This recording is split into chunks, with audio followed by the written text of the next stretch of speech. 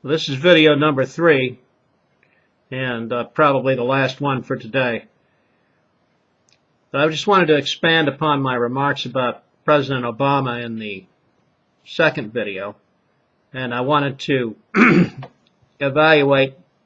give my own evaluation of him as a political leader and a tactician and a strategist. And I know that not all of the ideas on and tactics involved were his, but certainly he was the main inspiration behind them.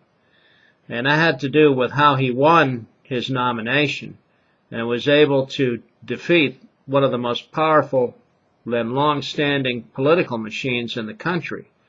There is no doubt, in my mind at least, that in the early spring of 2007, Hillary Clinton was considered to be the shoo-in nominee and victor of the next presidential election. I don't think that she doubted it, and I don't think anybody else did as well. With Obama announcing his candidacy, it was probably not taken very seriously. And even he would have said that at that time they couldn't even force 2 or 3 reporters to come to a press conference that he would hold.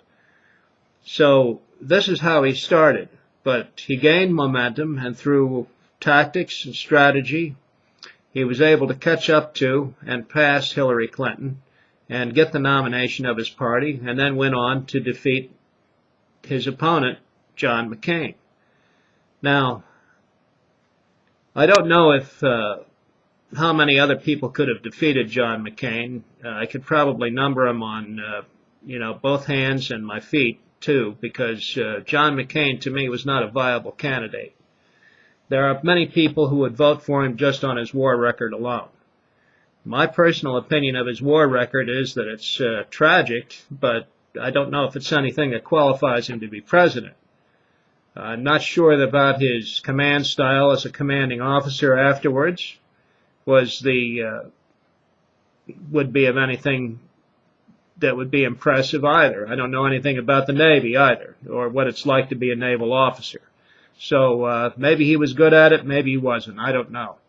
But just watching him in the so-called debates, which really are not debates at all, just his gesticulations, his manner of speaking, his offhanded remarks at Senator Obama were to me uncalled for, and just a preview of what we were going to get in the future.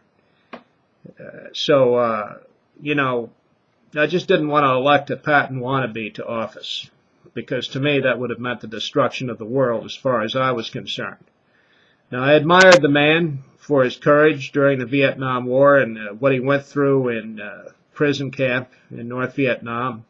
I don't think there's anybody that could have come out of that as well as he did and advanced to a long and admired political career, go through all of the trials and tribulations of that, including a few scandals, and still be able to get the nomination of his party and run against one of the most well-spoken people that you would ever want to run against in an election. And then come away from that with your head screwed on straight, relatively intact, and continue your political career as a senator. I know very few people who could have done that after such a grueling campaign and getting sliced and diced. And as far as I am concerned, my hat's off to him for that.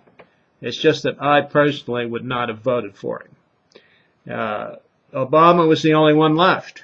I could have written in a candidate. Ron Paul comes to mind, or maybe even Kucinich. I think it would have been interesting if somehow the Republican Party could maybe have nominated Ron Paul and then have a real debate with Obama and see how Obama would have done on the subject of monetary theory and how that would have come across. But yeah, you never know. Maybe it would have been. I think it would have been much more interesting and challenging for Obama, and we could have seen a little bit better how his head works. So, those are the things I think about. On one hand, I admire Obama because he was able to defeat a very difficult opponent in Hillary Clinton and the Clinton family political machine. Also admire him because he was able to, regardless of the fact that he was relatively unknown, and in his first term as a senator, be able to hit the field and take on that task, actually get elected, and now is taking on some of the most difficult and world history changing problems that any president will ever have to face. And how he comes through this will determine his greatness or lack thereof.